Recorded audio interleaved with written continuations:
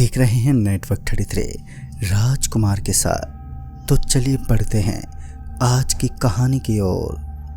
दोस्तों, सफ़र के दौरान हमारे जीवन के साथ कुछ ऐसी घटनाएं जुड़ जाती हैं जिन पर अन्य लोग विश्वास करने से कतरा से जाते हैं।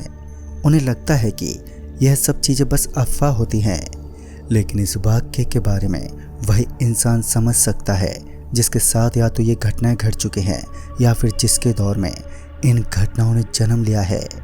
आज की कहानी गौरव की है। गौरव एक शहरी लड़का था जिसने बचपन से ही अपनी पढ़ाई शहर से शुरू की थी और आज भी वो शहर में ही रहता था। लेकिन उसके दादी और दादा कच्ची बस्ती के गांव में रहते थे।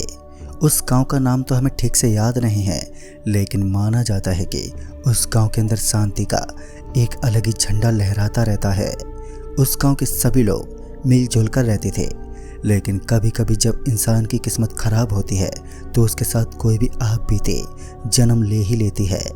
एक दिन की बात है जब गौरव अपने दादा से मिलने के लिए गांव की ओर रवाना हुआ तो गौरव को पता चला कि उसके दादा की तबीयत बड़ी ही खराब चल रही है और उनकी तबीयत इतनी खराब बन चुकी है कि बात गुजरने तक पहुंच गई है। गौरव का दिमाग टेंशन से भर चुका था। उसे जल्दी गांव पहुंचना था, लेकिन चिंता का विषय ये था कि गांव के अंदर तक पहुंचने वाला रास्ता गौरव पूरे तरीके से भूल चुका था। गौरव के पापा मुंबई के एक बिजनेसमैन थे, जिस वजह से उन्होंने कभी भी अपनी फैमिली लाइफ पर ज़्यादा ध्यान नहीं दिया और खासकर माँ बाप पर, और उसका खामियाजा आज गौरव को भुगतना पड़ रहा था। गौरव सबसे पहले एक रिक्शा में पहुंचा तो उस ऑटो वाले ने गौरव को उसके दादाजी के गांव तक पहुंचाने का निश्चय किया, लेकिन जब गांव के नाम के बारे में पता चला तो उस ऑटो ड्राइवर ने गौरव को बीच रास्ते में उतार दिया और वह भी बिना किराए लिए वहां से चल दिया। गौरव को भी कुछ समझ नहीं आया कि आखिर ऐसा क्या हुआ कि उस ऑटो वाले ने गौरव को बीच रास्ते में उतार दिया। फिर जब गौरव ने अपना फ़ोन निकाला और मैप के ऊपर आगे का रास्ता देखने लगा तो उसे पता चला कि यहाँ से करीब 22 किलोमीटर आगे उसके दादाजी का गांव है और वहाँ तक पहुँचना गौरव के लिए कतई आसान नहीं था, और वो भी पैदल यात्रा तय करते हुए। लेकिन गौरव के पास अब कोई और चारा भी नहीं था। वो अपने पैरों के बल पर आगे की तरफ चल पड़ा। गौरव इस बात को अच्छे से जानता था कि वो बिना किसी गाड़ी या बाइक का सहारा लिए यहाँ से निकल नहीं सकता, तो उसने अपने किसी दोस्त को कॉल करना शुरू किया, लेकिन सभी लोग अपने कामों में बिजी थे। लेकिन इसी बीच गौरव को एक काली गाड़ी वाला आता हुआ दिखा। 4 पहिए की गाड़ी देखकर गौरव ने उसके सामने अपना हाथ दिखाना शुरू कर दिया, और सब्र की बात तो ये थी कि उस गाड़ी वाले ने तुरंत ही गाड़ी रोक ले, और गाड़ी रोकने के बाद गौरव उस ड्राइवर के पास पहुंचा और एक हल्की आवाज़ में बोल पड़ा, भाई साहब, मुझे आगे तक जाना है, छोड़ देंगे क्या आप? उस ड्राइवर ने कोई भी इशारा नहीं दिया, और फिर कुछ देर रुकने के बाद उस गाड़ी का ड्राइवर एक धीमी आवाज़ में बोल पड़ा, पीछे वाली सीट पर बैठ जाओ और बता देना गाड़ी कहाँ रोकनी है। गौरव की नज़रें उसके हाथ पर बंधी काले कलर की एक घड़ी पर गई तो उसने देखा कि रात के तकरीबन 11:30 बजने को आए थे और वो अभी तक गांव नहीं पहुंच पाया। और इसी बीच उस कार ड्राइवर ने कहा, भाई साहब, आपके बैग में जो मिठाई रखी हुई है उसे बाहर फेंक दीजिए, वरना जो दृश्य आप देखोगे उसे देखकर आपकी मौत हो जाएगी। गौरव को सीधे चेतावनी देने पर एक पल के लिए गौरव भी हैरान रह गया, और साथ ही वो इस बात को समझ नहीं पाया कि आखिर उस आदमी को कैसे पता चला कि उस बैग में एक मिठाई का डब्बा है। फिर क्या था, जब गौरव को एक जोरदार चेतावनी मिल चुकी थी तो उसने अपनी मिठाई का डब्बा बाहर निकाला और अपनी गाड़ी से बाहर फेंक दिया। गाड़ी का माहौल एकदम सामान्य लग रहा था। गाड़ी की स्पीड भी एकदम नॉर्मल थी और अच्छी खासी रफ्तार में दौड़ती हुई गाड़ी अचानक से हवा के झोंके खाने लगी, या फिर यूं कहे कि गौरव को ऐसा लग रहा था मानो उसकी गाड़ी को कोई हिला रहा है, जिसकी ताकत की कोई सीमा नहीं है, क्योंकि एक गाड़ी को हिला पाना किसी नॉर्मल इंसान के बस की बात नहीं होती। और इतने में ही उनकी गाड़ी के ऊपर से कुछ धड़ाम से नीचे गिर पड़ा।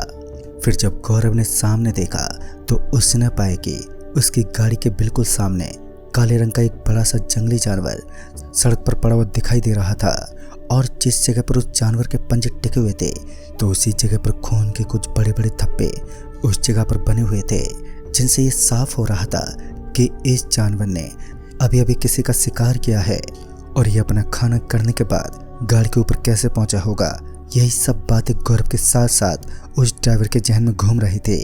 फिर उस कार ड्राइवर ने गौरव को आगे वाली सीट पर आने को कहा। गौरव बिना कुछ बोले सीधा आगे वाली सीट पर बैठ गया और एक पल के लिए जब गौरव ने उस कार ड्राइवर का चेहरा देखा तो गौरव को एहसास हुआ कि उस ड्राइवर के चेहरे पर ना ही तो कोई डर झलक रहा था और ना ही उसे किसी चीज के बारे में आश्चर्य हो रहा था। और दूसरी तरफ गौरव तो पूरा हैरान था। फिर वो जंगली जानवर अचानक ही अपनी जगह से कुछ इस प्रकार से उठा कि उसके दोनों पैर हवा में उठ गए। साथ ही उसके आगे वाले पंजे किसी हाथ के रूप में नजर आ रहे थे। पता नहीं क्यों, लेकिन गौरव को तो ऐसा ही लग रहा था मानो असल में ये कोई जानवर नहीं बल्कि कोई राक्षस हो, जिसके बारे में गौरव ने किताबों में काफी सुना और पढ़ा था। लेकिन गौरव को भी इन चीजों के ऊपर कुछ खास विश्वास नहीं था, तो उसने उसके ऊपर ज्यादा ध्यान नहीं दिया और कार ड्राइवर को बोलकर गाड़ी आगे चलाने को कहा। लेकिन अब उस कार ड्राइवर को पता नहीं ऐसा कौन सा सांप सूंघ चुका था कि उसके मुंह से कोई आवाज तक निकल ही नहीं पाई। वो चुपचाप किसी पत्थर की मूर्ति की तरह अपनी सीट पर बैठा रहा। उस कार ड्राइवर की ये करतूत गौरव को भी थोड़ी अजीब लग रही थी। तभी गौरव ने उसके ऊपर ज्यादा कोई इशारा लेना बेहतर नहीं समझा और चुपचाप आगे वाली सीट पर बैठा रहा। गाड़ी अभी भी उस रोड के जस्ट बीचों बीच खड़ी थी और फिर गौरव को सड़क के बीचों बीच से एक शख्स गुजरता हुआ दिखा और शायद ये वही शख्स था जिसके लिए कार इतनी देर से रुकी हुई थी। फिर सही से देखने पर पता चला कि सामने से गुजरने वाला बुढ़ा आदमी असल में कोई बुढ़ा नहीं था बल्कि वो एक शैतान था जिसके पैर पीछे की तरफ मुड़े हुए थे और उसकी दोनों आंखें बाहर की तरफ निकली हुई थी। गौरव अपनी जिंदगी में पहली बार कुछ ऐसे नज़ारे को देख रहा था जो देखने में अविश्वसनीय लगते हों। गौरव को विश्वास ही नहीं हो रहा था कि उसके सामने एक राक्षस या फिर यूं कहें कि एक बुरी आत्मा खड़ी है। फिर गौरव फटाफट अपने सर को घुटनों में देकर वहीं पर चुपचाप बैठ गया, क्योंकि उसे भी डर नाम का एक शायद सताने लगा और उसे लग रहा था कि वो बहुत ही जल्द मौत का दृश्य देखने वाला है। इतना सब बीत जाने के बाद उस गाड़ी के ड्राइवर ने अपनी गाड़ी का गियर डाला और वो वहां से आगे बढ़ने लगा। अब गौरव पूरी तरीके से घबरा चुका था, उसके रोम रोम में डर भर चुका था। थोड़ी दूर और आगे जाने के बाद एक बार फिर उसने अपनी गाड़ी का ब्रेक लगाया। इस बार जब गौरव की नज़र अपने सामने की तरफ पड़ी तो उसने देखा कि उसके सामने एक बहुत छोटा सा स्टेशन दिखाई दे रहा था और उस स्टेशन का फाटक बंद हो चुका था, जिस वजह से गौरव और उस गाड़ी को आगे जाने से कुछ पलों का इंतजार करना था। अब गौरव को ऐसा लगने लगा था कि उसके बगल में बैठा ये कार ड्राइवर असल में कोई ड्राइवर नहीं बल्कि इसकी असलियत कुछ और ही बयां करती है। अब उसका दिमाग उस ड्राइवर के बारे में अजीब अजीब बातें सोचे जा रहा था। उसे ऐसा लग रहा था कि असल में ये भी एक शैतान ही है। वो बार बार उसके पैर देखने की कोशिश करता तो कभी कभी उसका चेहरा देखने की, लेकिन गौरव अभी तक ये क्लियर नहीं कर पाया था कि उसके बगल में बैठा हुआ ये इंसान यह सच में कोई इंसान ही है या फिर कुछ और। क्योंकि जब भी किसी बुरी ताकत से सामना होता है तब उस ड्राइवर के चेहरे पर उसे कोई भी डर या हैरानी नहीं दिख पाती, तो वहीं इस तरह की स्थिति में गौरव बुरी तरह घबरा जाता और उसके ऊपर तो डर का कहर सा अब मंडराने लगा। इस छोटे से सफर में अभी तक गौरव को बहुत कुछ देखने को मिला था। वो समझ चुका था कि इस गांव के अंदर पहुंचते पहुंचते आज डर के साथ साथ वो अपनी मौत को भी देख लेगा। उस स्टेशन के ऊपर उसकी गाड़ी तकरीबन 15 मिनट तक रुकी रही और तब तक सब कुछ नॉर्मल था। और जब वहाँ फाटक खुलता हुआ दिखा तो पटरियों के बीच कोई खड़ा हुआ दिखाई दे रहा था। ऐसा लग रहा था कि कोई अब अपनी बलि देने वाला है जो उन पटरियों के बीचों बीच अपनी मौत की प्रतीक्षा कर रहा है। खैर अब गौरव अच्छे से समझ चुका था कि स्टेशन के ऊपर वो उन चीज़ों को देखने वाला है जिसके बारे में उसने कभी सोचा भी नहीं था कि तभी वो गाड़ी स्टार्ट होने लगी और कार ड्राइवर गाड़ी को आगे बढ़ाने लगा। फिर उस कार के सामने एक आदमी अपना हाथ दिखाने लगा और उस ड्राइवर ने बिना सोचे समझे उसके सामने गाड़ी रोक दी। तभी वो शख्स पीछे वाली सीट पर बैठ गया। गौरव का दिमाग घूम चुका था क्योंकि इतनी सी देर में वो आदमी स्टेशन पर कहां से पहुंच गया, क्योंकि कुछ देर पहले तो वो स्टेशन एकदम सुनसान दिखाई दे रहा था और अब गौरव का बिल्कुल भी मन नहीं था कि वह उस गाड़ी के अंदर और रुक सके। उसने कार ड्राइवर को गाड़ी रोकने को कहा, लेकिन उस कार ड्राइवर का नजरिया अब बदल चुका था। उसकी चाहत शायद कुछ और ही थी। जब गौरव उस गाड़ी से नीचे उतरना चाहता था तो उस आदमी ने उसे गाड़ी से उतरने से मना कर दिया, लेकिन गौरव ने कहा उसे बहुत ज़ोर से टॉयलेट लगी है, उसे नीचे उतरना ही होगा। तो इस बार वो आदमी गौरव को गाड़ी से नीचे उतरने से रोक नहीं पाया। गौरव उस सुनसान पड़े रेलवे स्टेशन के ऊपर अब भटकने लगा, जो सच में बड़ा ही डरावना फील हो रहा था।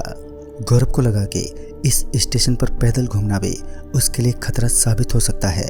तो वो टॉयलेट करने के बाद वापस उसी गाड़ी में लौट गया जहां कुछ अजीब लोग उसका इंतजार कर रहे थे। एक तो उस गाड़ी का वो ड्राइवर जो बड़ा ही अजीब लग रहा था, और ऊपर से एक अजीब सा दिखने वाला आदमी भी गाड़ी में दाखिल हो चुका था। तो अब गौरव का मन विचलित होने लगा। स्टेशन से निकलते वक्त जब एक बार फिर गौरव ने पटरियों के ऊपर अपनी निगाहें दौड़ाई तो इस बार उसे उन पटरियों के ऊपर कोई भी दिखाई नहीं दिया। वो पटरियां एकदम वीरान पड़ी थी, और उस छोटे से स्टेशन से बाहर निकलने के बाद गौरव को अपने पीछे से कुछ अजीब आवाजें सुनाई देने लगी। उसे ऐसा लग रहा था मानो कोई जानवर घुर्रा रहा है। और उसके बाद जब गौरव अपने पीछे मुड़ा तो उसने देखा कि गाड़ी के पीछे वाली सीट पर जो शख्स बैठा था उसका पूरा का पूरा शरीर काले काले बालों वाले किसी जंगल जानवर में तब्दील हो गया। उसके शरीर पर काले काले बाल इस तरीके से दिखाई दे रहे थे मानो वो कोई मनहूस भेड़िया है, लेकिन असल में वो कोई भेड़िया नहीं था, बल्कि एक ऐसा जानवर था जो सिर्फ एक इंसान के खून का प्यासा था। अब वो मौका देखते ही शायद गौरव के ऊपर अटैक करने वाला था। गौरव ने ये बात अपने पास बैठे उस कार ड्राइवर को भी बताई, और इतनी बात सुनते ही उस ड्राइवर का चेहरा भी किसी जंगली जानवर के रूप में तब्दील होने लगा। चालाकी दिखाते हुए गौरव ने अपने पैर के सहारे से गाड़ी का दरवाजा खोल लिया और मौके की नजाकत को समझते हुए तुरंत ही उस गाड़ी से नीचे कूद गया। बाहर गिरते ही गौरव को एहसास हुआ कि वो अभी भी एक सुनसान स्थान पर मौजूद है जहां घोर अंधेरा और गहरा सन्नाटा पसरा हुआ है। वो झटपट अपने आप को संभालता हुआ आगे की तरफ बढ़ने लगा, और कुछ ही कदम आगे बढ़ने के बाद उसे एक बड़ी सी छतरी नजर आई। उस छतरी को देखकर ऐसा ही लग रहा था कि वहाँ कोई शमशान घाट बना हुआ है, और असलियत भी यही थी कि उस सड़क के जस्ट करीब एक शमशान भूमि का दायरा था, और वहाँ के 4 किलोमीटर आगे ही गौरव के दादाजी का गांव था। उसने रात के लगभग 1:30 बजे के आसपास अपने चाचा को कॉल किया जो उसके दादाजी के पास ही थे। तो गौरव की अच्छी किस्मत से उसके चाचा जी ने बताया कि वो दादाजी के लिए कुछ मेडिकल दवाइयों को लेकर घर लौट रहे हैं। लेकिन अच्छी बात तो ये थी कि जिस रास्ते से गौरव घर पहुंचने वाला था तो उसी रास्ते से गौरव के चाचा भी घर लौटने वाले थे। सही समय पर एक सही मुलाकात ने आज गौरव की जिंदगी को एक सुरक्षित जगह तक पहुंचा दिया। गौरव उसी वक्त अपने चाचा के साथ अपने दादाजी के घर लौट गया।